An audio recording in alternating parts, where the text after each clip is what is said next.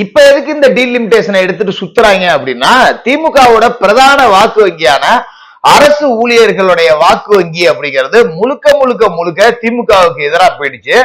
இன்னைக்கு தமிழக தேர்தலுக்கான தபால் ஓட்டு அப்படிங்கிறது போடப்பட்டுச்சு. பரவலா நாம விசாரிச்ச வகையில எப்பவுமே அதிமுகவுக்கு தபால் ஓட்டு அப்படிங்கிறது போகவே போகாது.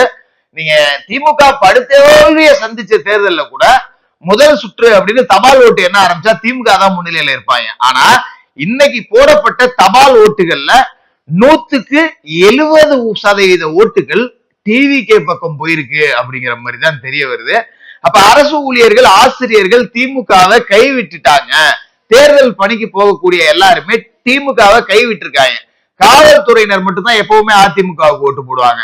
மற்றவர்கள் எல்லாமே திமுக தன்னோட கட்டுப்பாட்டுல வச்சிருந்தது. அவங்க எல்லாமே இன்னைக்கு டிவிகே டிவிகே டிவிகேன்னு விசிலுக்கு ஓட்ட குத்தி தள்ளியிருக்காங்க. இதுதான் திமுகவுக்கு ஒரு பெரிய பயம் அப்படிங்கிறது வந்துருச்சு. அதனாலதான் டீலிமிட்டேஷன் அப்படின்னு கூப்பிட்டு சுத்த ஆரம்பிச்சிருக்காங்க.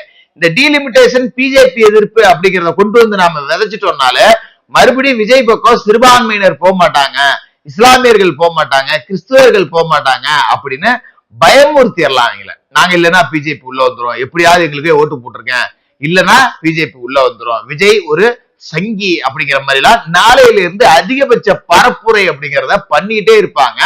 அது மட்டும் இல்லாம ஏகப்பட்ட சட்ட ஒழுங்கு பிரச்சனை இங்க நடக்குது, அதையும் சேர்த்து மறைக்கணும்.